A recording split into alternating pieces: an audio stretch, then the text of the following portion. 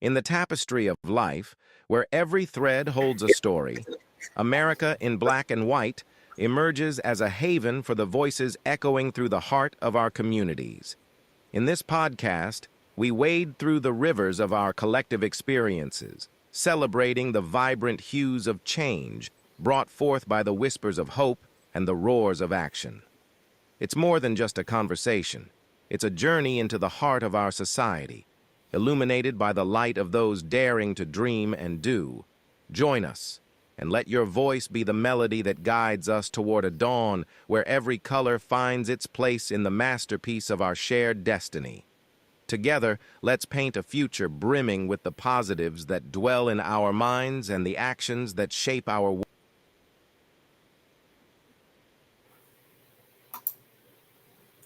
Good evening, ladies and gentlemen, and welcome to another episode of America in Black and White, the hottest and best podcast in America right now at this time. Tonight, we have a very special guest for you. We have our America in Black and White Person of the Year. We've got Mr. Ed Bailey tonight. Ed Bailey has spent the past 25 years guiding businesses to prosperity and with his expertise in business development, strategy, analytics, and human capital. Ed currently leads Polymath Performance, where he helps people and organizations understand, predict, and enhance performance through coaching and systems.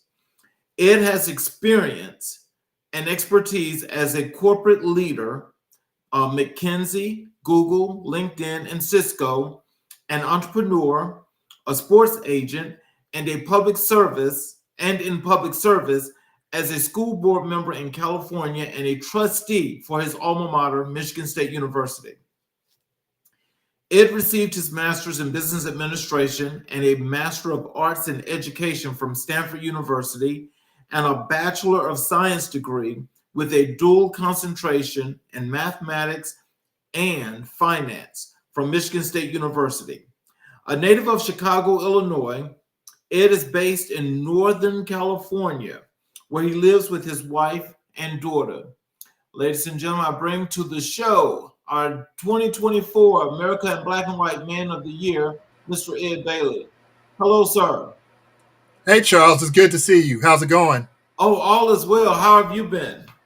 I've been great. You know, it's really an honor and a privilege to be here speaking with you again. And thank you to all of your staff and supporters. And it really is an honor and a privilege to be voted Man of the Year, Person of the Year by the organization. I definitely appreciate it, and especially when we're in these times now, where we're just in a time of uncertainty. Your expertise, I think, matters a lot to inspiring a lot of people to actually want to do things a whole lot better and think of other ways to make things happen. Is there anything that I left out of your bio that you'd like to add? No, you did a great job as always. I appreciate you. Cool. Well, let's just jump right into the business session as to some of the things you do with businesses. Can you tell us what inspired you to pursue a career in business development? You know, I think that ever since I was little, I've always wanted to solve the most important problem. And as I've gotten older, through my educational process and just growing as an adult, you start to realize that if you follow the money, you can start to understand who the rule makers are and why decisions are being made. And then you start asking yourself, if you want things to be different, how do I have a voice and how do I have a seat at the table? Mm-hmm. And I've realized that in working with leaders and experts across different industries, those are the doors that you need to be on the other side of to either understand how things work. Because if you don't understand, you can't strategize. And if you can't strategize, you can't execute. And if you can't execute, you can't change anything. So it starts with access. It starts with exposure. And that's a place where I've been really fortunate ever since I was probably like 3 or 4 to just be in the right places at the right time and always make sure to show up for myself, my family, and my people. Oh, wow. Can you share a pivotal moment in your career that shaped your approach to business coaching? Yeah. So I remember, as you mentioned, I went to Stanford Business School, and I remember, and McKinsey helped fund a lot of the business school experience. So I didn't have a lot of extra costs, and so normally the requirement is to go back to McKinsey for 2 years, and then the loan is forgiven. And so back in 2004, when Sheryl Sandberg gave me the offer to join Google, I had a really interesting decision to make, because if I went to Google, that meant I owed, a six-figure sum to McKinsey to help pay for business school. And so I remember when I was trying to make what I thought was a really tough decision at the time, I asked Sheryl, I was curious about what her 5-year plan was. And she told me she didn't have one, and that she thought in terms of dreams and 18-month plans. And 18 months is the perfect amount of time where you know enough about the future so that you can have a plan. And then if you can take one step closer every month for 18 months, you've taken 18 steps forward, and that's pretty significant. But what your long term should be focused on is really your dreams. And your dreams should be pretty stable. And every person should have like 3 or 5 big things that they want to do that's more of the infinite game as they're heading towards life. And I think that was a real eye opener for me. I had never heard that approach before. And that's become a pivotal part of both my growth as an individual, but something that's a hallmark of any coaching programs that I'm doing, whether it's life coaching, executive coaching, business coaching, etc. Oh, wow. How do you define success in business development? So I think success comes down to having a design that's intentional. And so there are lots of ways to be successful in business. You can have high revenue, you can have high accounting and book profitability, you can have high cash flow. The first thing you need to understand is for your business model, what does success look like? Success could even look like becoming a public company, being acquired by someone else, passing on the business to your family and friends. So first is you need to define and design what's the success metric and what's the success destination for you. And then the second thing is once you define where you're trying to go, then you find the right metric to go with that. And then you track it. And if you can, you track it every day. But you make it a part of every decision, making sure that the path that you're walking down and the destination that you're going toward is top of mind in every decision that you make. Whether you're thinking about products and services, your customers, operations, the people in your business, the community around you, etc. Oh, wow. So as you mentioned community, as in your answer there. So exactly, well, to some extent, how does community play its part in that situation? Well, so I think first of all, if you think about where businesses at steady state should get their revenue, 40% of it should go in what I call the organic category, which is basically the strength of your brand, the strength of word of mouth, and the community lifting you up and supporting the business as part of the community. And so, in that way, it's vital. And for most small and medium sized business owners, before they get to scale rather, somewhere between 50 and 80% of their sales come from word of mouth, come from referrals, come from community, or in other words, the people who know you, who like you, who trust you. And so your investment in the community and the community's investment in you is one and the same. They go together hand in hand, and you can't be successful, which to me means making impact on people and on lives without that combination being in place. So would that also include maybe, let's just say, the business actually doing things maybe within the community to get people to know who it is, what it's doing, and how the people are important to them?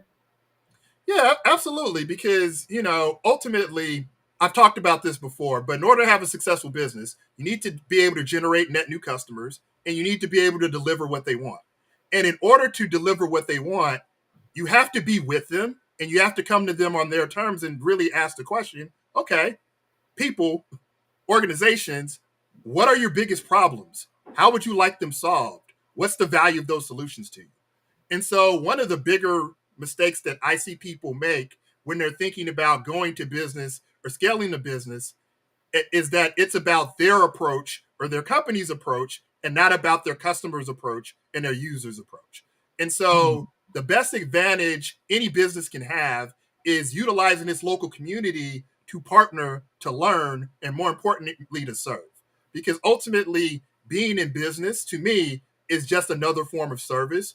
We all have our best ways to be able to serve and give to our community. And for some people, that's generating business. And if you think about like the ladder of contribution, and as you think about how you go from employee to self-employed to business owner to investor, the business owners and the investors are the ones that create the jobs so that those who choose to be employees can be an employee, make a living, and also use their time and energy after making a living to contribute in other ways to the community.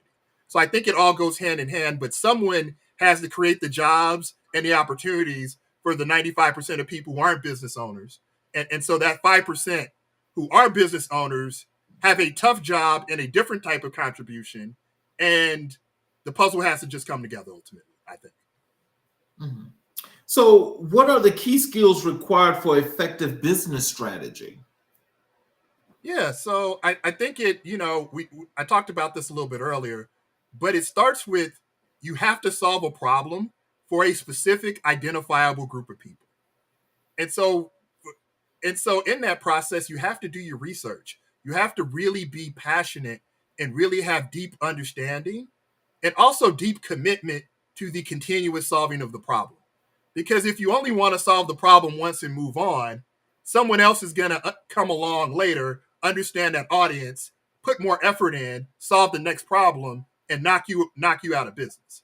And so you have to pick an area, I believe, where you understand the audience, the users, the customer base, and you not only have interest, but have commitment and have conviction about continuously solving the problems that they have.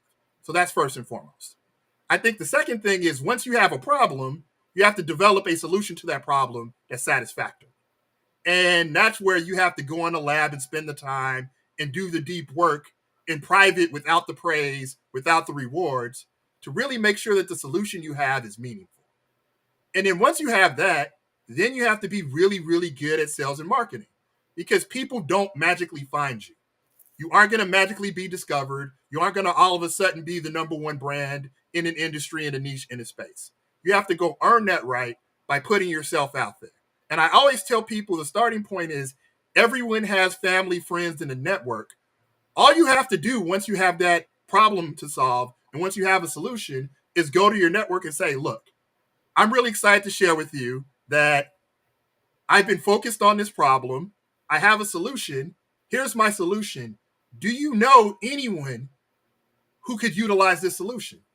And with doing that, you do two things. One, you give your network of people the chance to reach their second network, their third network. And it's proven that over time that it's not our strong ties that drive business, it's our weak ties.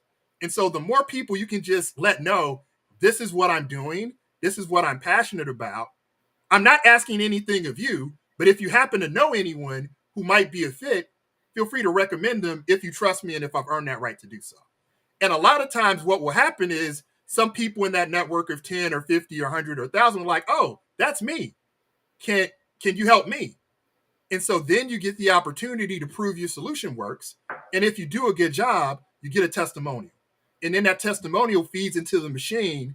And then you can continue to solve the problem for more and more people. But you have to earn that right. You can't be shy. And you can't be like, oh, well, I'm not the one. I'm not worthwhile. And you can't just say, I have the best product and wait for people to show up. It's not going to happen. You have to bring the opportunity. You have to bring the product and service to people. And you have to be not obnoxious about it, but you have to be loud. You have to be persistent. What a lot of new business owners don't understand is for someone to become a customer from meeting you cold, you have to have somewhere between 7 and 11 touch points. So one message and one email or one phone call isn't going to cut it.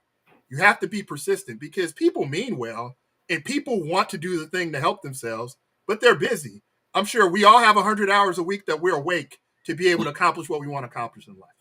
And 100 hours, awake hours, doesn't feel like enough most weeks. I know it doesn't for me. I'm sure it doesn't for you. I'm sure it doesn't for a lot of our audience. And so what you have to do to overcome that is be persistent.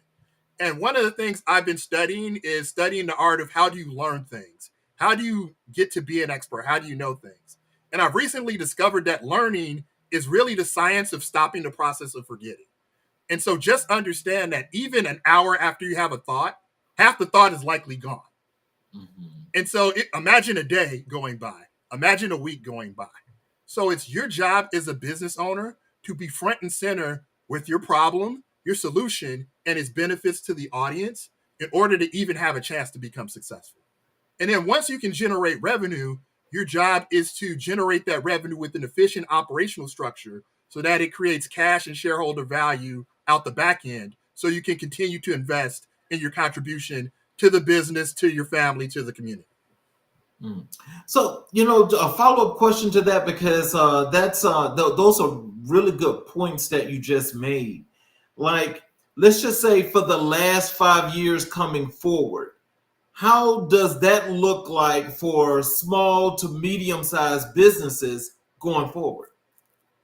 Yeah, so I'll give you an example right now. I've been thinking about, okay, what's the next journey in my legacy? And as I've been doing a lot of coaching and having a lot of conversations, this concept of, multiple income streams, a portfolio careers come up over and over again. And as I was exposed to this actually by one of my clients, and I started doing the research, I realized, there's no one place where if I'm interested in learning to have a portfolio career, learning to have multiple streams of income, including my W-2 job that I currently have, there's nowhere to teach me how to do this. And it's also, I came to understand as I started doing research, the portfolio career has been around forever. And I'll give you a perfect example. Every CEO of a Fortune 500 company is either a board member on another big company board or an operating partner in a venture capital firm or a private equity firm or some sort of consultancy where they're offering their expertise for a day rate or something like that. So that's 3 streams of income. And that's for our CEOs of our most powerful, most lucrative, most notable companies. So if the model works for them and it works for entertainers who might be a writer, a musician, and a producer, if it works for them and it works for an athlete who can also be a philanthropist and also be a skill development expert, if it works for them, it can work for an individual too. And so, as I thought about that, I'm like, okay, so maybe we should have some kind of online curriculum, online school. And then I realized no one was doing it. And so I remember I was sitting in a restaurant. I was like, okay, so what's stopping me from doing this now? And I decided what was stopping me was me starting. And so I reached out to 11 people who I thought would benefit from this approach and who would be good for Alpha Group. And in October, I launched sort of a stealth Alpha Group to kind of get my act together and learn, okay, how can I teach people effectively how to have portfolio careers? And so, I'm sort of probably 4 months in to working with this first group of 8 people. And we're really having groundbreaking success. And they're doing all sorts of amazing things that I can't wait to tell stories about. And so, that's just like one example that I'm experiencing right now of going from idea focused on an audience and like taking the steps one by one to have impact. And so I'm really excited to announce that on my birthday, March 21st, I'm going to open up Portfolio Career School in an online community so that everybody can join and have access to all of the things that I've been able to learn and I've been able to share with my athlete and entertainment clients, my CEOs and my business owner clients, with anyone who wants to have a portfolio career, whether, and just as an example, I worked with someone recently who was an IT consultant. They also had a photography business and an e-commerce business selling graphic T-shirts with African art on. And so there's all sorts of flavors of the portfolio career. And, I'm on a mission to just make sure everyone knows, A, it's an option. B, it's an option for you, me, and anyone. And C, you don't have to go through the process alone. And it can be life-changing for you if you invest the time and the effort. Oh, wow. How do you stay updated with the latest trends in business development? Man, that's a really good question. I think one of my key approaches is I'm always telling myself that, well, one of my goals for 2025, and I told my wife this and she looked at me kind of crazy. I was like, I want to be the best learner, the best teacher, and the best problem solver that ever lived. Now, I'm going to come up short probably, but in just setting out the goal, it puts your mindset in a place where you start looking for opportunities. And so once I said that, now I have to be accountable to the people around me. Okay, what have you learned today? And so I started a process of every day before I go to bed, taking out my app, and I use Google Keep, but like pick whatever app you like, and I write out all the things that I learned. And if I haven't learned anything, I'll go to Google or I'll go to LinkedIn and I'll just start reading articles. And once you go down that path, because I have a focus and I'm specifically looking for how to help businesses, how to help people have portfolio careers, and thinking about my 5 pillars of artificial intelligence, analytics, e-commerce, engineering, and content creation, my mind and my eyes automatically go to the types of content that help me learn the things I need to learn. And then all elite learners learn from teaching and learn from reflection. So anytime I read an article, I spend time, maybe 5 or 10 minutes, reflecting on, okay, what was interesting? What's the author's point? And how can I use that today to help someone I'm going to interact with? And then I try to teach someone what I learned to see what I picked up and what I didn't pick up and see what kind of questions they have, and so that I can guide my learning to the next level. And so that's kind of the game that I play with myself every day to make sure that I'm pushing myself and I have the best knowledge, the most up-to-date knowledge, so that whoever I'm working with gets the best, gets the cutting edge stuff, and gets the new questions before other people can start to use old answers. Mm. Can you describe a challenging project you worked on and how you overcame the obstacles? Yeah, so, there's all sorts of projects that fit that description. I think the one that is most recent and comes to mind is, so I started working with a client in February last year. And the process we were working through is I was getting him ready to apply for business school. But I also wasn't convinced that business school was the right opportunity for him. And so as a coach, sometimes you have to do the job that you're paid for until the opportunity comes to do the thing that you see. And so I had to learn the thing that's hardest for me, which is to be patient when I see a bright future for someone and just do what I asked to do, what he asked me to do. And so I had to really earn his trust. And so even though I could see this bright future in all the different ways that he could have his dreams come true, what he asked for initially was for help with the GMAT exam so he could go get his MBA. And so I focused on being the very best tutor I could be. But I also would just sprinkle in hints, sprinkle in ideas until finally, maybe 5 months into the process, like, you know, if I decided not to go to business school, what are some other things you think I should do? And then we were able to have a great conversation. He realized that he also wanted to eventually, be a financial advisor for a family office. And so then we built a plan for his future, including his current occupation and other things that he wanted to do. And so the biggest challenge for me was not just getting so excited and being so focused on what I saw and what I wanted that I didn't deliver what my client needed and what my client could handle. And so that's the tug back and forth in relationships, particularly advisory relationships, consulting relationships, but also business relationships, is sometimes the two people or the two entities or the two organizations, they have the right idea, but the timing's just off. Mm-hmm. And you can't force timing. The other thing I've learned that you really can't force is you can't force people to change behaviors. So you can choose what, but most of the time, if you get to choose what, you don't get to choose how. And if you choose what and how, you have to compensate them very well. And if you're going to choose what and how and the compensation at your rate, then you're a borderline tyrant. And what you should expect at that point is at some point, the person subjected to that is going to be disgruntled, and you're going to have to deal with an unhappy person or an unhappy group. So you can't, it's hard to have everything at the same time. None of us are all powerful. None of us deserve that privilege or that station. And so you have to work with people where they are. And you have to allow people to work with you where you are. And you have to have patience and give people space and grace. Because, as long as we all invest in our health, we have a lot more time than people in past generations. And we have a lot more tools to take advantage of to have both good life design and good economics at the same time. You just have to choose to be intentional about what you spend your time on and what you don't spend your time on. And one of the biggest questions in my coaching practice that I talk about all the time is, if you say yes to the particular idea that you're talking about right now, what are all the things you have to say no to? Oh, wow. Because it's easy to say yes and not think.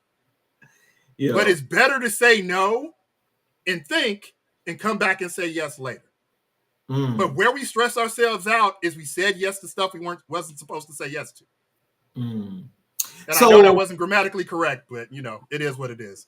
I definitely understand that. So let's just say in a situation like that, though, and let's say like just giving an example, not the young entrepreneur that you were talking about, but just in a scenario to where you've got maybe you've got this company that's got a whole lot of potential. There are a whole lot of things that's like flashing in front of the eyes. As they say, you see all of the gold.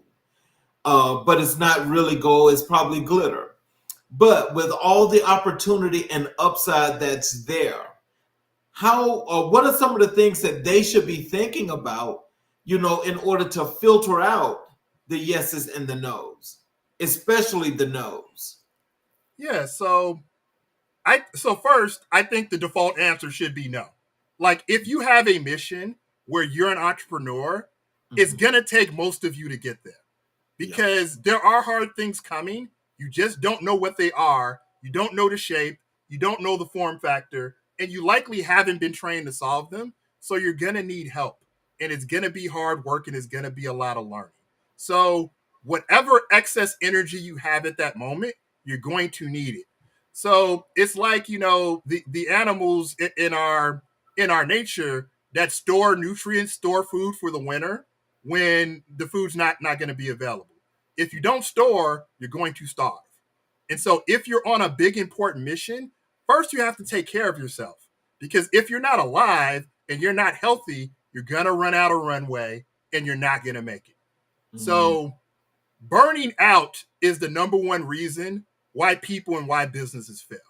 So you have to design to have endurance, which means more than likely you have to like what you do and you have to enjoy it enough where even if the rewards of money, fame, notoriety, popularity don't come for another 2, 3, 5 years, you're still going to do the same work every day because you enjoy it and you believe in the long-term vision.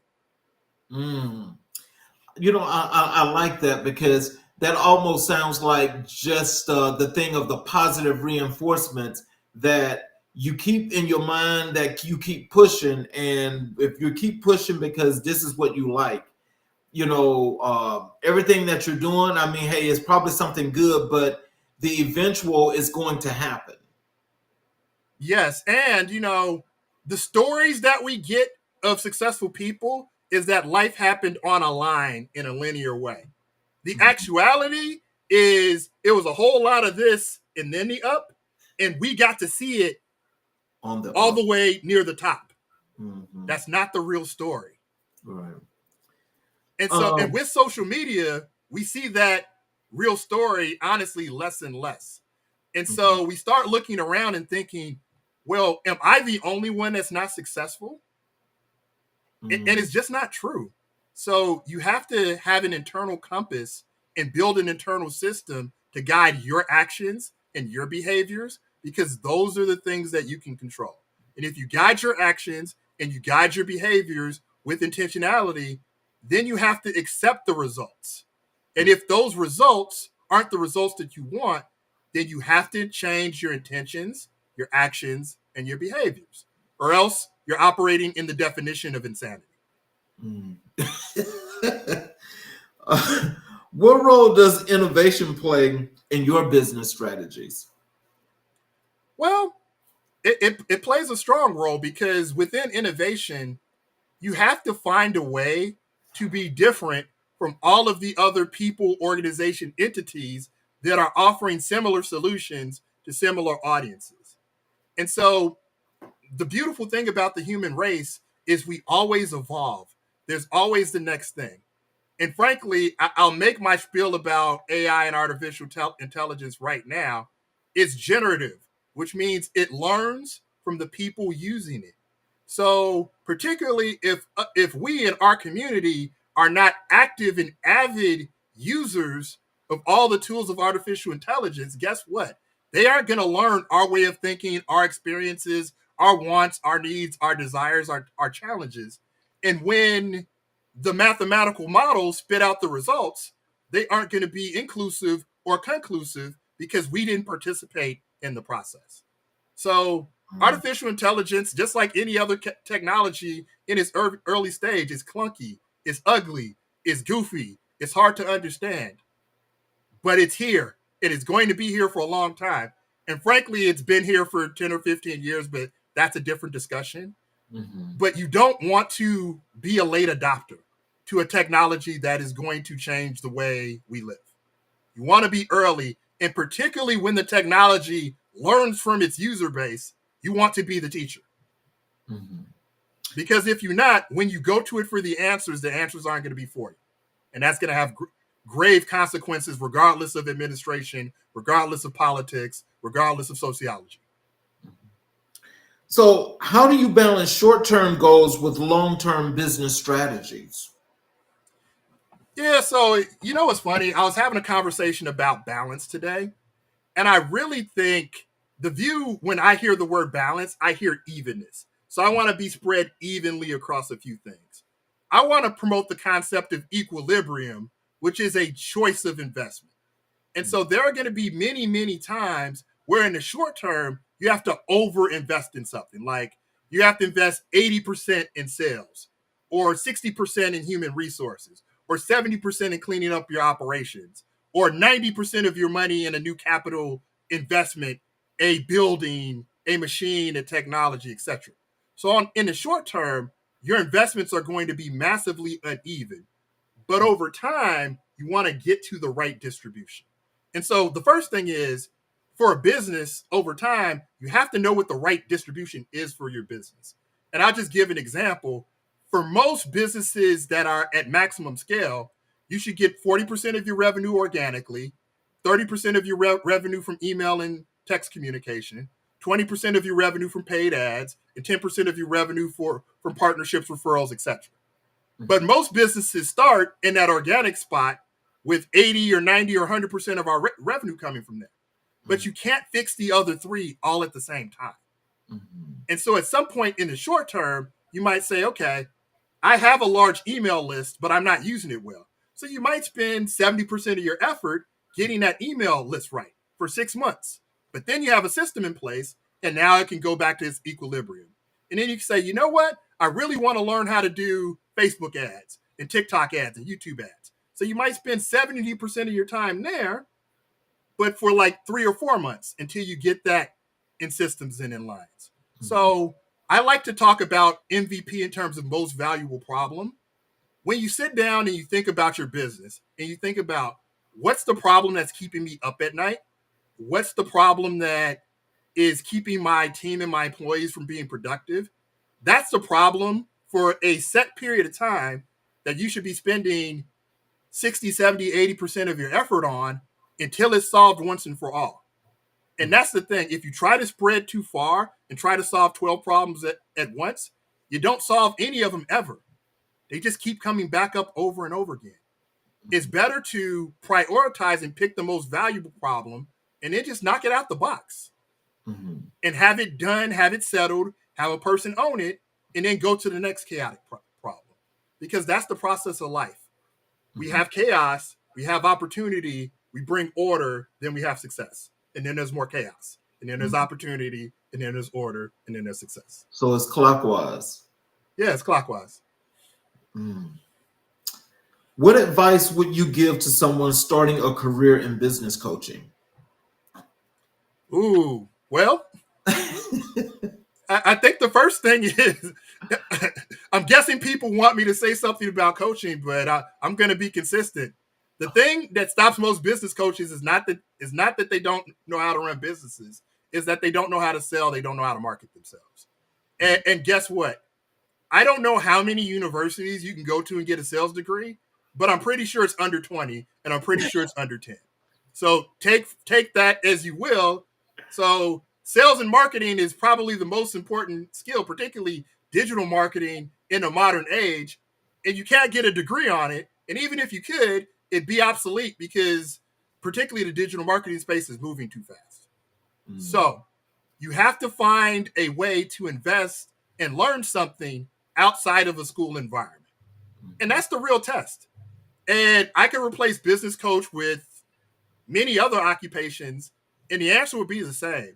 The key to autonomy and the key to life design is you have to understand sales and marketing enough to decide, okay, am I going to do it myself and keep 50% of the pie, or am I going to sell my talents and rent my time by the hour to someone else and keep 0.1% of the pie?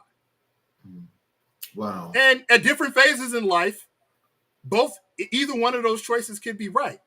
But most of the time, the reason people don't choose the opportunity to start a business, to run a business, is not because they don't have anything to offer.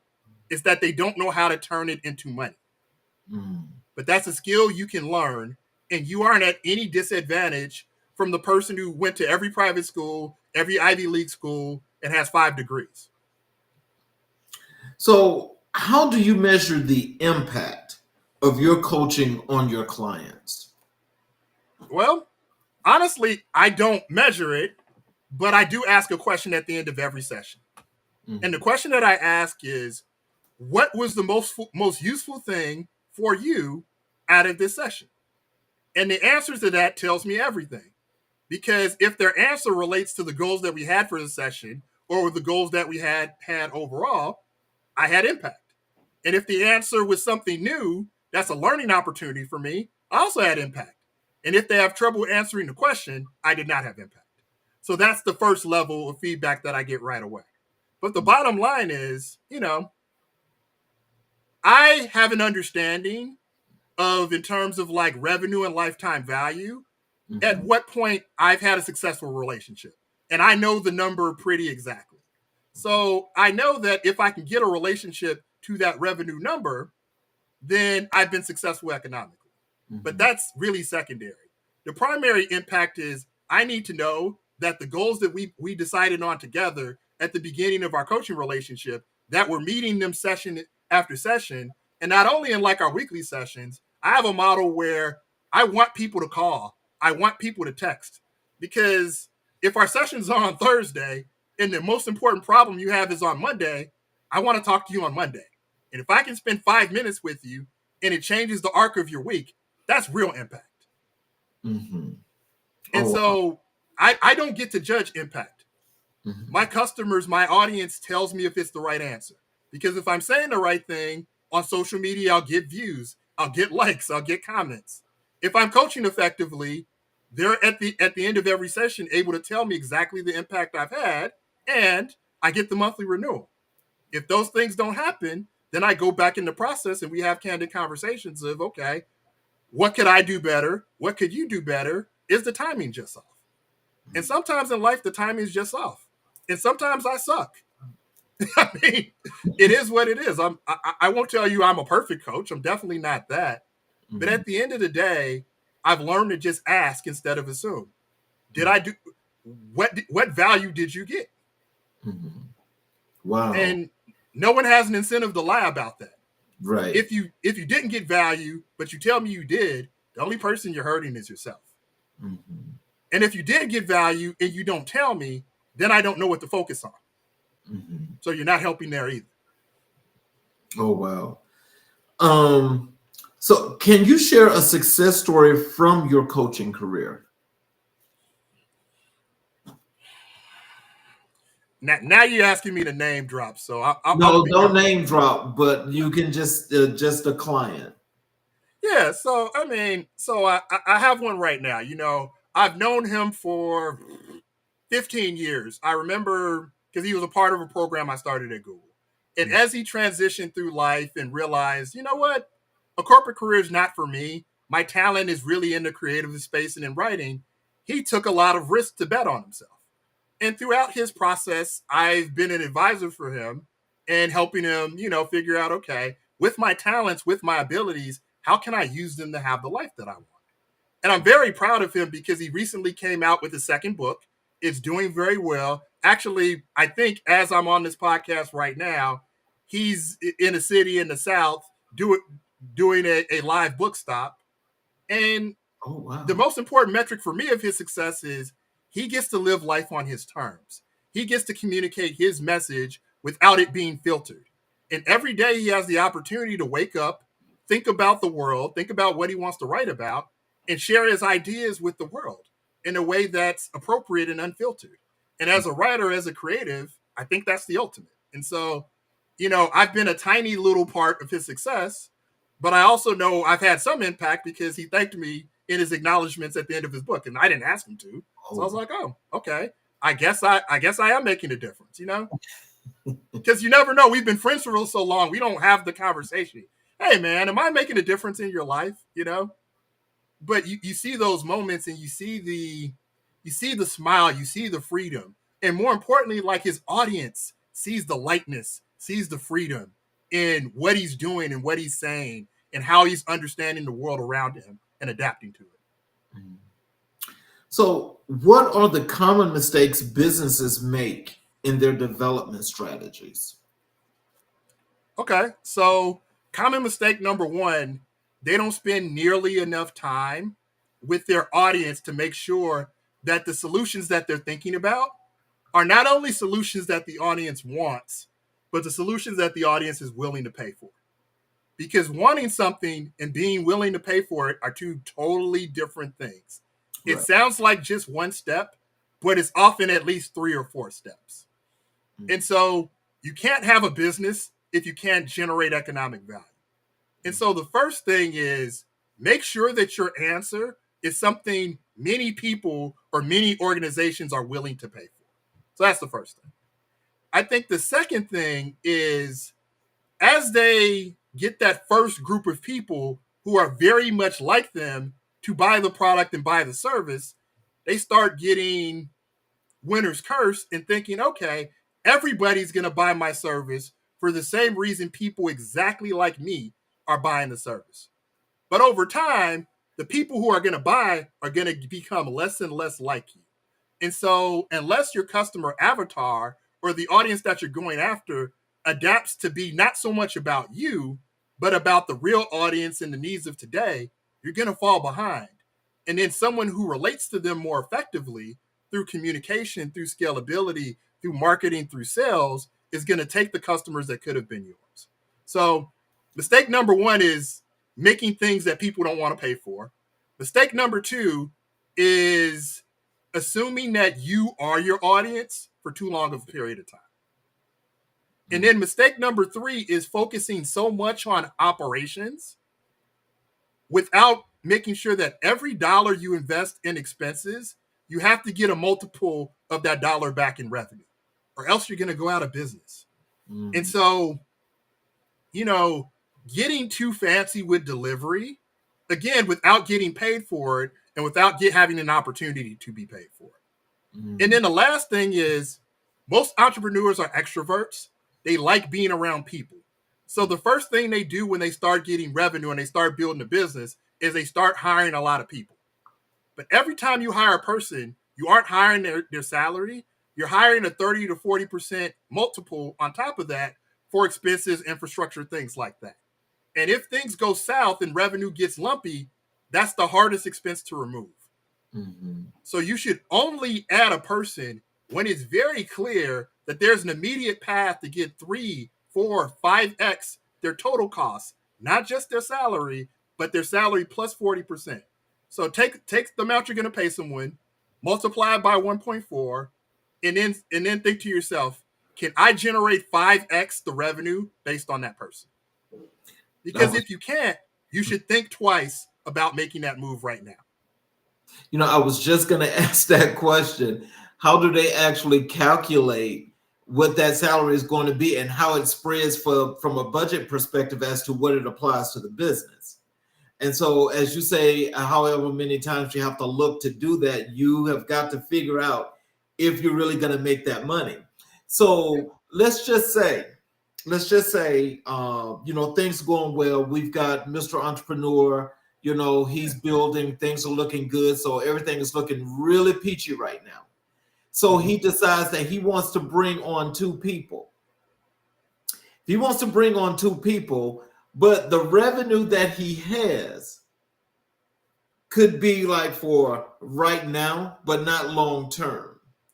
How would he really look at calculating that if he needed to break that down by an hour's worth of expenses? Like how many hours would he generate that pretty much by hours? Let's say if you want to hire them for 20 hours, make them part-time at 20 hours per week instead of the regular 40, no salary. How do you determine which rate is better than the other? Well, okay, so they're doing 20 hours of work, right? Mm-hmm. What is that work? What's the economic contribution of that work? So say this employee works 20 hours, right? And in that 20 hours, they can produce $100 per hour of revenue. So that's $2,000 a week. So if I multiply that by 50 weeks in a year, that's $100,000 in revenue created. So that means I can't pay that person $100,000 because I'm not going to have the multiple. Right. I probably can't even pay them 50 because having a 2-to-1 multiple salary to revenue puts you in a very tight spot. Yes. So now I'm thinking, okay, for part-time, can I pay that person $30,000 for that 20 hours a week? But now we're talking minimum wage. So you see the problem right there. making that amount of money per hour isn't enough. So like you have to be thinking, how can the person I'm bringing to the table create $500, create $1,000 an hour in economic value? And so that's the part, that's how I simplify it for people. Okay, you're going to bring this new person in. Tell me the path to that person helping your business create $500 an hour. Because if you can't tell it to me very clearly, it's probably not going to be a long-term good investment. And I know that number sounds high, but I've seen this too many times. Business is hard. Yes. Yes. And inflation is hard too. And so in order to keep good talent, you're going to have to pay them a good hourly rate. And so it's not going to be 15, it's not going to be 20, $30 an hour is going to be pretty low at a certain point. So if we're talking, $40 to $50 an hour over a 50-week year, now we're talking $80 to $100,000 a year. So if I'm paying someone $100,000 a year, I need you to tell me how they're creating $500,000 of value for it. Wow. Because if they're not, I'm going to try to stop you from making that higher. Right. That's a really good way of looking at that. And so I really like the way you just simplify that, because basically when you look at that, it don't take a mathematician actually to figure that out. But I think what some people are doing, especially some small businesses, and what causes them to fail is that they do take that chance. And I think sometimes it just depends. Sometimes look, you may get lucky. You may hit that lick, but 9 times out of 10, you're probably not. But I mean, there could be that one time that you do. So, I mean, I don't know. But let's talk about the alternatives, right? So let's say you believe you have $100,000 that you can put into a person. Here's what I would think about first. If I took that $100,000 and I spent it on advertising on TikTok or YouTube, if my business is what I say it is, I can likely turn that $100,000 into $200,000, $300,000. So if I'm going to take that money instead and put it on a person, it has to do better than that. Or else my best option is putting it into advertising, putting it into marketing, getting my revenue up, and then bring in the people.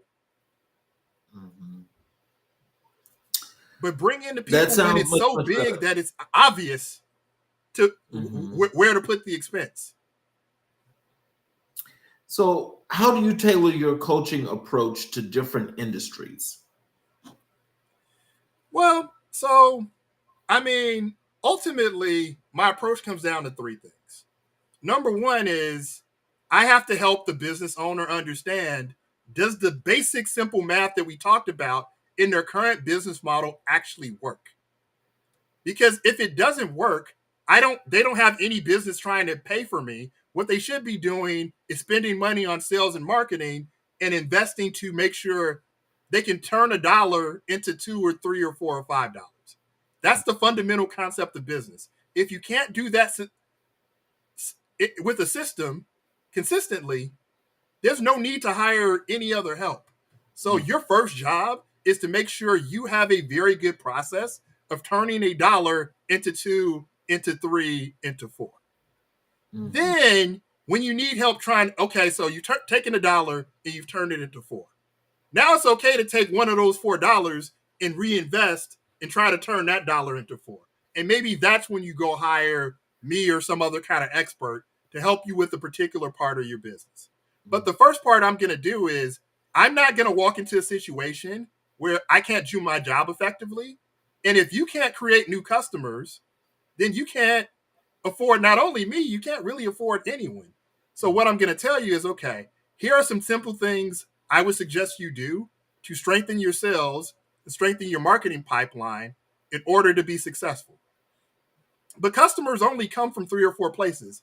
Either they come by referral, word of mouth, and there's nothing you could do there except deliver good results to the people you're already serving. They can come to you because you have their contact information and you ask and you present an offer in front of them enough times where they finally say yes. But that's a very easy adjustment. Either you have email addresses and phone numbers or you don't. And if you don't have email addresses and phone numbers, then you need to put in a system to get them. And so that's where you should be focusing. Okay. So once that's in place, now I need to be as loud as possible and pay for additional attention because I know what I'm doing works because I have word of mouth customers that are paying for it. And when I send emails and text messages to people with my offer for my service, they say yes. And so now I need to find the people who I can't contact via phone and aren't going to hear from my friends and family, and I need to get them to buy too. Mm-hmm. That's where, you go to social media and you pay your $1 and you learn how to turn that into $2 and $3. And then you find your partnerships and now you have a solid business. Mm-hmm. And then at that point, what I'm going to do is look at your business and say, okay, if you spent more money on sales and marketing, do you have even more upside? And if the answer is yes, that's where I'm going to tell you to go. But let's say you have this marketing system and sales system figured out. And to be clear, I've never met a business where they had that whole thing figured out. So that's normally where I start. Mm-hmm. But let's say that's figured out. Then the next thing we're going to look at is your people. Have you created an environment that's psychologically safe so that your people are motivated to behave without you cracking the whip on them in ways that benefit you? Mm-hmm. So, go ahead. I'm sorry. No, go ahead. Go ahead and finish. Yeah. So at that point, you have to kind of look at your people and look at the environment you've created and said, okay, have I been the leader and have I been the system builder that I need to be so that every person I brought onto this ship with me to take this ride to prosperity is in the right job on the ship? And so you need to build your relationships and you need to create an environment so they will be honest with you and tell you the truth without fearing or risking that you're going to take something important away from them. Mm-hmm. And then you have to be a good leader by taking their truth and acting on it. Mm-hmm. And I have a saying, if you aren't willing to follow the answer to a question, don't ask it. Oh, wow. That's a real reality check. Look, like if I ask you, hey, do you want to go to dinner and talk business? And you say yes, I don't get to say at that point, oh, okay, well, I'm busy for the next 5 months. Check with me in October.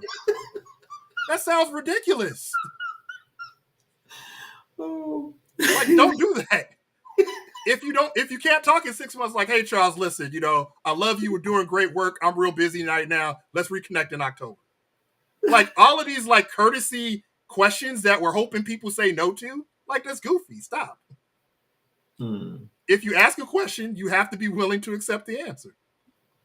If you're not willing to accept any answer but one, make a statement, make a command, and then the other person gets to do what they want. Right. So now we're back to the role of technology. How does it play its part in business strategies?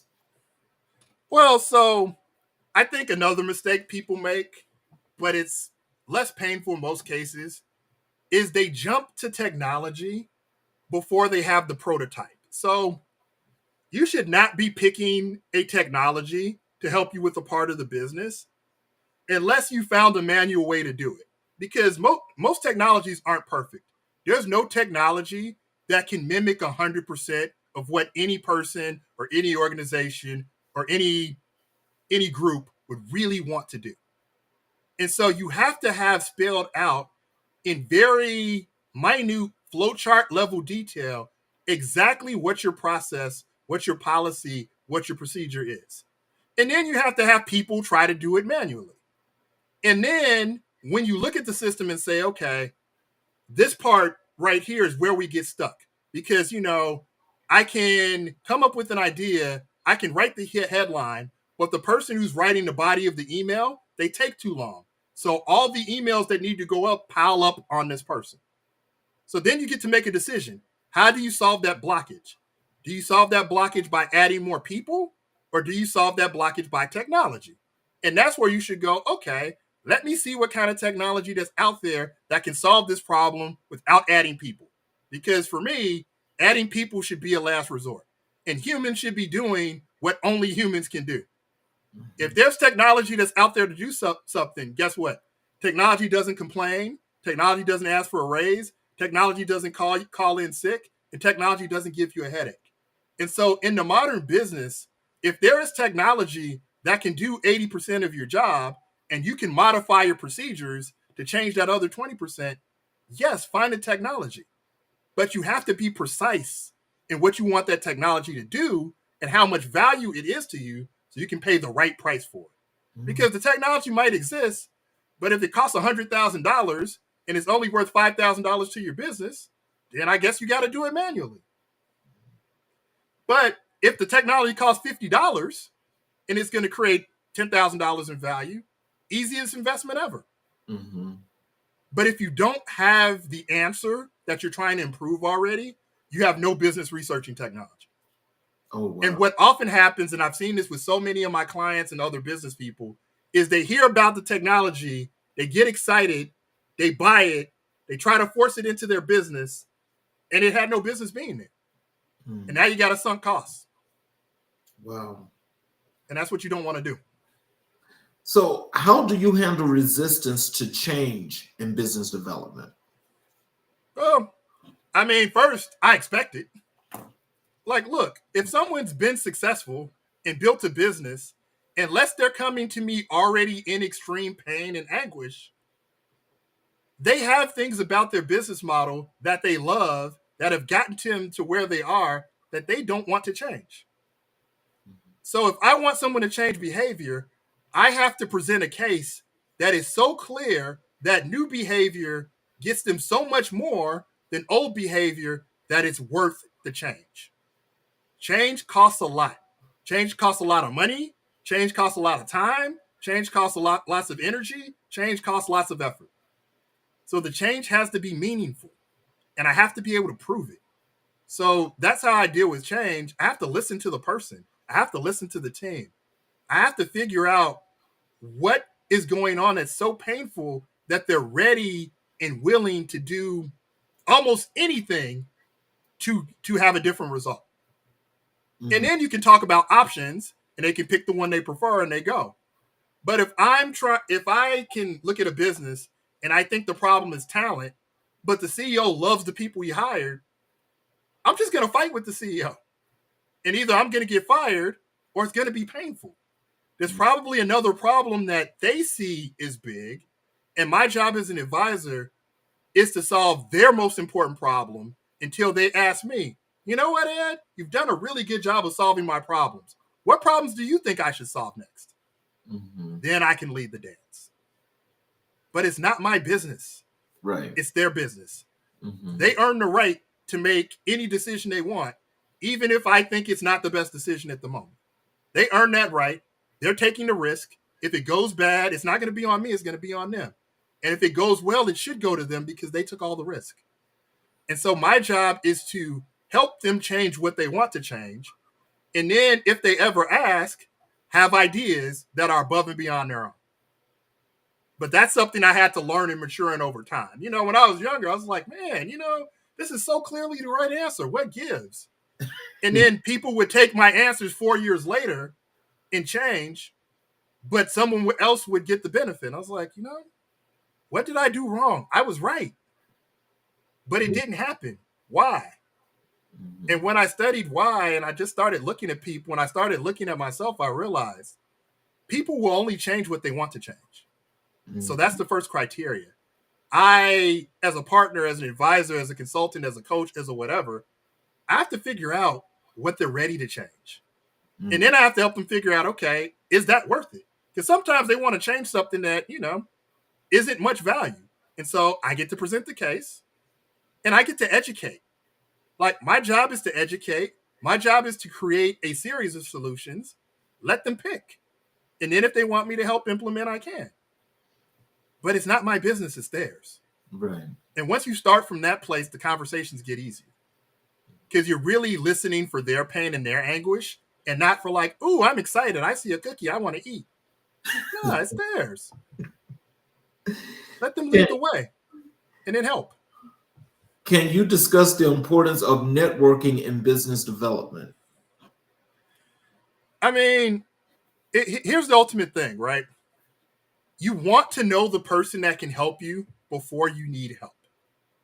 And I'll give you a perfect example. Right now in your house, say the main pipe bursts and there's water all over the place. If you don't already know a general contractor, home level plumber that can handle that kind of emergency, you're going to pay through the nose. Mm-hmm.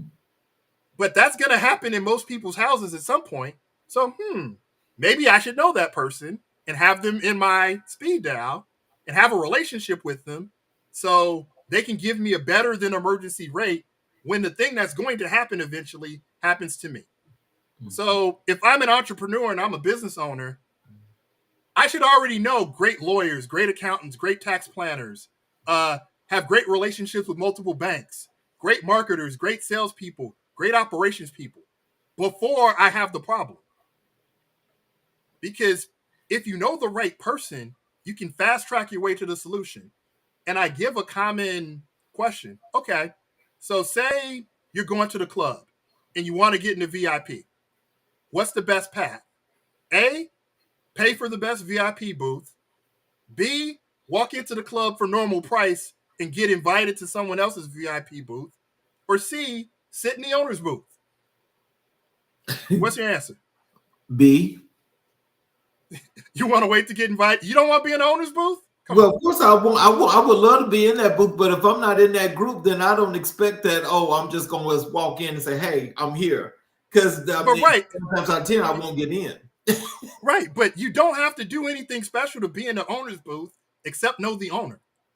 Oh, well, yeah. But having a relationship is not special. Right. You just have to go get it. Right. Okay. Well, that right there makes a whole lot more sense. But yeah, I mean, I would love to do that as well, because that would be a great networking opportunity. Right. And so, you know, owners have lives too. They have families, they have kids, their kids have activities, they participate socially. Mm-hmm. The way to meet owners of things is to be where they are, but they're normal people. They do normal stuff. You just have to be open enough to be willing to have a conversation with someone. You know, when I was an NFL agent, the scout that ended up being pivotal to my business, I met at a high school all-star game that I had no affiliation with. I was just bored one day. So I'm like, okay, what can I do to get out the house? Oh, it's this all-star game down the street. Let me go. And then let me stay around long enough after all the other people left to just like say hi and introduce myself. Mm. It's very hard to know the exact set of people who are going to be key. And, you know, everybody wants to go fast. Everyone's like, okay, I'm ready to do this. And so now I need this person and now I need this technology. And then I get there. Fast. No, most of the good stuff in life is slow. Quiet. But you're investing in yourself. You're investing in your health. You're investing in your network. You're investing in your knowledge, and then the right situation shows up and ta-da! But it wasn't magic. It's just everyone couldn't see the process because most of the process was quiet. Mm-hmm. And most of the process to great things is quiet. Mm-hmm. And people just prefer the party. They prefer loud. Mm. But the quiet relationship building work and building relationships just because you want to be around good, like-minded humans, right? Because good, talented people will find a way to work together eventually. Yes. But if you have to find that talented person at the last minute because you're needy, because you're desperate, you're going to pay through the nose, and it's transactional anyway. Mm-hmm. So I would say, I tell people all the time, just invest 5 hours a week in meeting someone new that, you're interested in a little bit. I mean, that's how we met. Mm-hmm. Right? Yes, that's true. I can't remember who accepted whose LinkedIn invitation, but Yep, that is true. Actually, you're right, because I did send the invitation.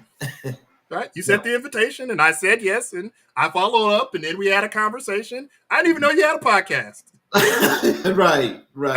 And once I found out, I didn't know what it was all about. I didn't know you'd be interested in me being on there. I didn't know if I had anything valuable to say. Right. It's hard to know. It's hard to know ahead of time. But what you can do is be a good human being and try a little bit. Yep. So, how do you ensure continuous improvement in your coaching methods?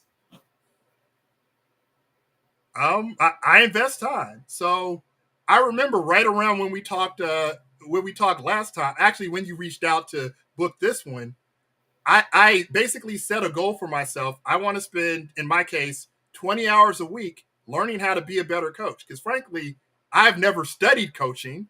I mean, I knew at certain points in my life I wanted to teach, but I didn't see this arc in my life coming. And so I've just been using my abilities the best way I know how. But at some point, I was like, you know what? I really want to get better. I really want to get technical. So I pulled out ChatGPT and I was like, look, this is my vision. This is what I want to do. If I want to spend 20 hours a week getting better at my craft to become the best learner, the best teacher, and the best problem solver that ever lived, build a curriculum for me. And so it gave me some ideas. And then I asked some more pointed questions. And then I kind of looked at the books it suggested. And then I bought 5 of them. And once I read the first 3, I was like, oh, there are immediate things that I could implement right now that I could do better. And so I started implementing those things. So, for example, the question of, if you're going to say yes to this, what do you say no to? I didn't make that up. I got it from a book, The Coaching Habit. And it was one of the books that ChatGPT recommended for me to get better at my craft. And so first, you have to decide you're going to get better. Second is you have to set a goal. And third, you have to build a system so you have a chance to achieve the goal. Mm-hmm. And so how I continuously improve is how anyone gets better. They set a goal, they build a process, they execute, they measure and adapt. That's as old as time. So what are the key components of a successful business strategy? Okay, so past like the basics of, okay, you have your audience, you can satisfy their needs, you can sell and market, you have the right operations, you have the right people. So let's say you get all 5 of those things right. And to be clear, getting all 5 of those things right is hard. And that's where I would start. But say you have the fundamentals down, the next thing I would think about is, what's my future goal? Do I want to be hands-on in this business for the rest of my life? Or do I want to hire a general manager and teach them and just take the proceeds and go do other things?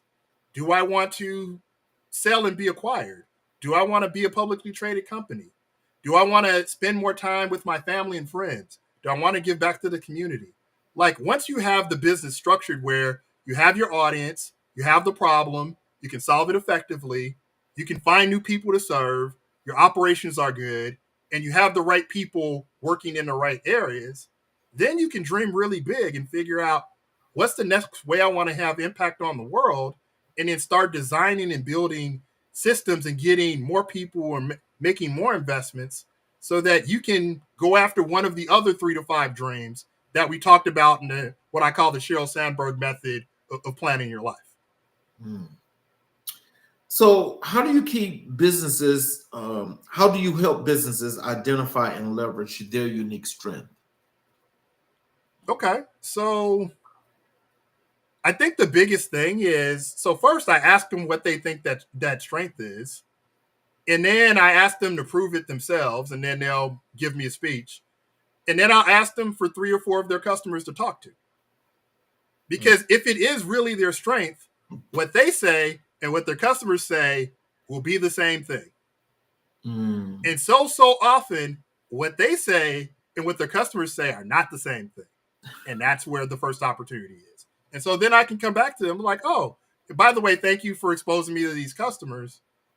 Here's what they said. And not my words. I make sure to get direct quotes and share direct quotes. And then just ask, okay, so what does that mean to you? I remember I was working with this e-commerce company that thought they were in one industry. And when we looked at the customer feedback, and then we put that customer feedback with their data and their results, they were in an entirely different business. And in that business that was actually more lucrative, they were marketing the new customers all wrong. And they had no idea because the business that the owner started was no longer the business. Oh wow! No transition And whatsoever. no, like it's the same owner, but just like the business evolved, but they're using the same thinking that they started with because Mhm. they've been successful. And Mhm. that business wasn't drowning, it was still growing. It just was the case that once they started communicating in the way their customers were actually behaving and not with their own thought process, there was double the opportunity sitting right there. Mhm. And so they changed their messaging a little bit and they changed the channels that they started marketing to, and they doubled within a year. Wow. Can you share your thoughts on the future of business development? Future of business development. I'm going to be honest. I don't think fundamentally business has changed very much in the last 200 years. I Mhm. think technology has gotten better. I think who we've allowed to be in the workplace and contribute has gotten more open in all the ways you can imagine. But I think ultimately, business has always been let me trade something of value that I have for something of value that you have. And that value exchange equation has never gone away. It's just the tools that we have to meet new people have gone from I have to communicate in my local community and my neighborhood to I can use social media to communicate with the entire world. And Mhm. so the speed with which we're able to do things and the amount of reach on both sides of the value equation, that has changed. And so, but value is value. And so whether you do it the old relationship hand to hand way or the new digital marketing social media way, almost doesn't matter. Because the fundamental thing is that value exchange has to be strong and fair. And as long as it's strong and fair, it can grow to whatever size it's supposed to be. And then you can use technology, you can learn from coaches, you can learn from experts, you can self-study and do it yourself to get where you want to go. But so many people get stuck on this is what I see that they forget to link to the other side of value. And once it's linked up, then you can build on top of it. But if I have two separate stacks and they're both kind of leaning, eventually they're both going to fall. There's Yep. no link. You need the link. That part of business has not changed. You need the value link. So let's transition over to, we know this month is Black History Month, Yep. and when I reached out to you about your influence and inspirational person, for this particular period of time, you mentioned Michelle Obama. I Can did. you share why she inspires you, and what this means for you and for your career? Yeah, so when I was thinking about the question, I was in the mindset of great people are part of great teams and they can contribute no matter their role. And to be honest, I happened to be looking at a picture of my high school at the time. Shout out to Whitney Young High School in Chicago, whose athletic field is named the Michelle Obama Athletic Field because she went to Whitney Young High School in Chicago. Shout out, go Dolphins. So in that moment, I was really reflecting on, wow, she has done so many great things of her own right, but she's also been part of a team that's done great things as well. And so the best people can be the number one person, the number two person, the number three person, play a lot of different roles and still make a difference and do it under pressure and do it in a dignified way. And I just think she's been very consistent, a very consistent communicator, a very consistent enhancer of the people around her, and a very consistent contributor in her own right. And as I think about, okay, what do I tend to admire people? I tend to admire greatness and consistency. And I think she fits that model just as well as anyone else. I don't see people saying a lot of bad things about what she's offered, about what she said, about what she's done. Yeah. And given the spotlight that's been on her and her family, that's a very, very high bar. And it's something to be respected. And, I also, I think for me, having a daughter has really like evolved and just women are so important. They always have been, regardless of roles. And I think it's really cool that in 2025, people of any gender, of any background, of any representation have opportunities to be able to show what they can do, but also define who they are and represent themselves in a dignified, classy, well-communicated way. And for me, she represents that. And so that's why the name came to mind.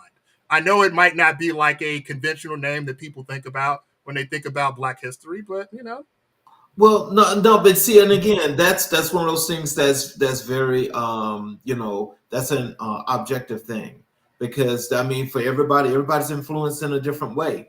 I will say that I've gotten a lot of Michelle Obama's, Okay. and I just, just when I was just thinking about that, and I just knowing what this brings. I've decided that even though that's what this month is supposed to be in February, that I'm gonna do this the entire year, Good. because Black history is American history, is world history, and so it's just very important. And I want to know, can you tell us this? How has Black history influenced your career in business development? I'm going to go back to undergrad, right? And so at Michigan State, I had the privilege to put on the first Kwanzaa celebration ever at Michigan State back in 2000. Oh, wow. And I also was the first African American person elected as president of the Residence Halls Association, which is the governing body for like the 30,000 students that live on campus at Michigan State. And what's interesting is, I represented my dorm on, student government for a couple of years. And when the election process came up, someone reached out to me. It's like, you know what? Everyone who's running is a white male. Would you be interested? Would you like the opportunity? And it was something that I hadn't really been thinking about. And it wasn't something that I was necessarily ready for. I was like, you know what? Why not? Why not try?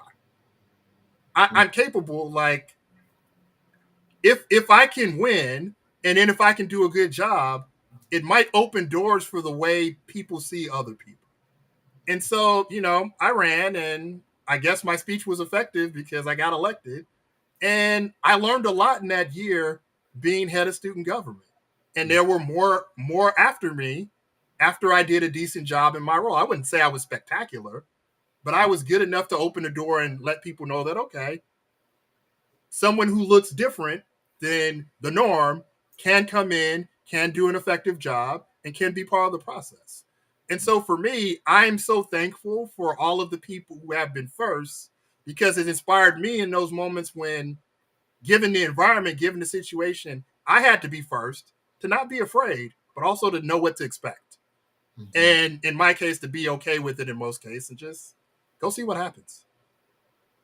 So, how do you incorporate the lessons from Black history into your coaching methods? So, I think a lot of times when people believe they can't do something, it's because they're down on themselves and they're focusing on imposter syndrome and they're focusing on all of the things they're not. And so, there are many stories in Black history. And, lately I've rewatched the film 42, the Jackie Robinson story, a few times. And every time I've watched the film, I picked up little nuances about his story that were important. And so making sure that in moments that are appropriate and that are reasonable, I can use those stories in addition to other stories to just point out, there's someone else out there like you who has suffered, who is struggling, who did the work and who figured it out. And here's what they did. So sometimes it's just taking the impossible and painting a picture so that it seems just a little bit more possible, that gets someone unstuck and gives someone the space and the opportunity to go do what they got to do. So, what role does diversity play in your business strategies? Yeah, so here's the thing. We talked a lot about psychological safety early, right? Mm-hmm. And the most valuable problems in business and in life are new problems. And with new problems, you don't know who has the answer. And so if you don't have access to everyone, you lower your chances of getting the right answer. And fundamentally, we all want it to be treated fairly, which is very, very important. But most people also want to win, right? Mm-hmm. And so when it's important and when it's a new problem, you want everyone to feel safe to bring up their ideas because you want the right answer to come to the table. And it doesn't matter who it comes from. Mm-hmm. But if everyone can't talk and everyone doesn't have an equal voice and everyone doesn't feel safe, that's not good, because we can't move forward. We can't advance. We can't innovate. You can't make the world a better place if the people who have the information and could be helpful aren't compelled, aren't allowed, aren't supported to be seen and heard. And so at the end of the day, making sure that everyone has access and everyone has exposure to what life is, the learnings, the lessons, in an equal, fair, and transparent way, that matters. It does. Because that's what allows all of us to continue to evolve and live in a safer, better world that I know we all want. So how do you address the challenges faced by Black entrepreneurs in your coaching? So first, again, I just want them to know that when they're talking to me, that it's safe for them to be who they are. It's safe for them to struggle. It's safe for them to be scared. It's safe for them to not know the answer. Because a lot of times in front of everybody else, you have to be the one. You have to be the one everyone's looking up to, everyone believes in, everyone's trusting. Mm-hmm. I find that a lot of times my role is like, everyone has to have a space where they can be vulnerable, where they can be afraid, where they can be scared, where they can be angry, where they can just say things their way and just not be judged. And I pride myself on really trying to create a non-judgmental, safe space for people to be who they are. Mm-hmm. And then we can get to whatever work that matters to them. So if I can help someone be seen and be heard and help them feel relevant, then I can figure out, okay, is there something I can do to help you be unstuck? Is there a problem I can solve? Is there something I can help you build? But the human part of it has to come first. Yeah. Like two secure, okay people can change the world. Mm-hmm. But if someone's insecure, my job is to help them be secure first and foremost. Mm-hmm. Oh, wow. I love that.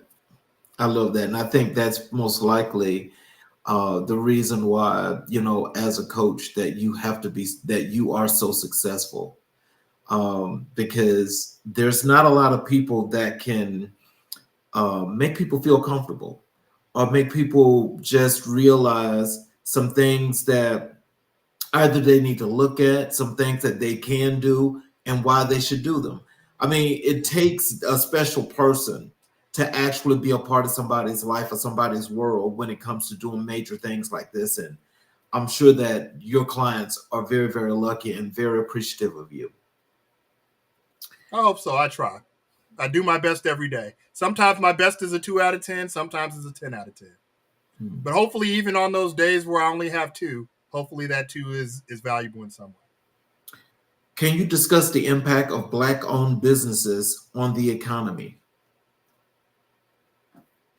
I mean, listen, someone has to take the risk to build something, to create economic freedom, to create jobs, to create opportunity, to create learning, to create community impact.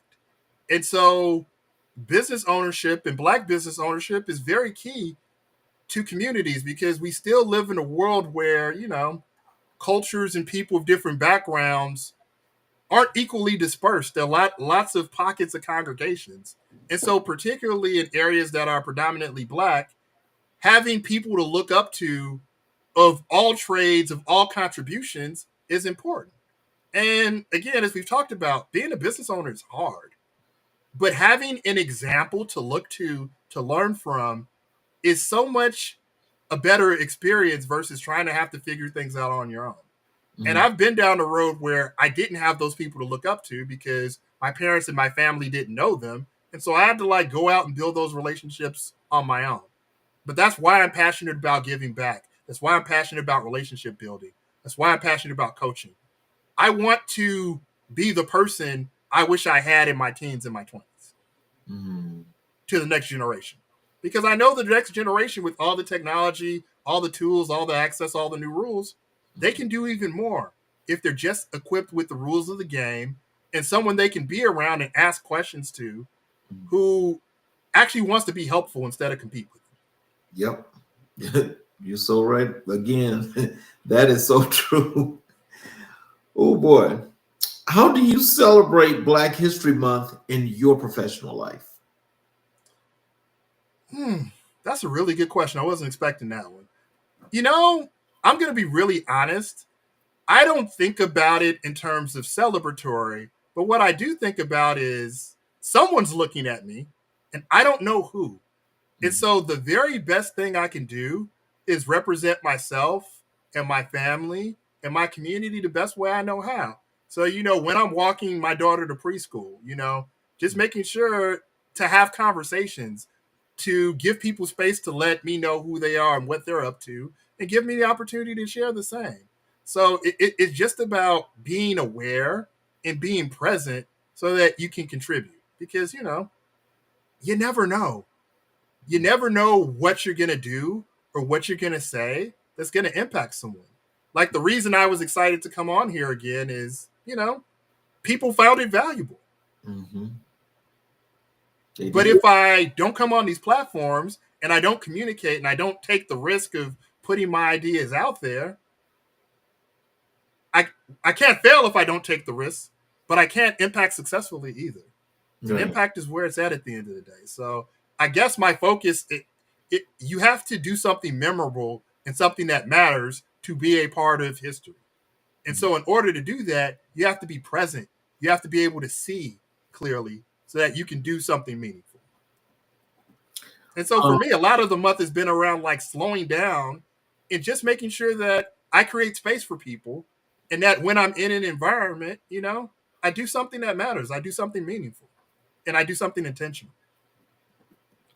What initiatives do you support to promote Black entrepreneurship? I muted my mic there. So the first thing is, I've always been a person to support new businesses, and particularly new Black businesses. And so, I make sure that if I'm on Instagram or if I'm on TikTok, if I'm on Amazon or whatever, if there's an option to spend my dollars in a way that can help another business, that I do so. And so that's the first thing. The second thing is, as people reach out who need help, I do a lot of free consultations. I do a lot of pro bono work, particularly every month, but particularly this month, because ultimately for me, my impact on the world is going to be determined by the people who I've talked to and impacted and what they do. I can only do so much as one person. But if I've interacted with 1,000 people and those 1,000 people can contribute something meaningful, that's 1,000 meaningful contributions instead of my one. 1,000 is bigger than one.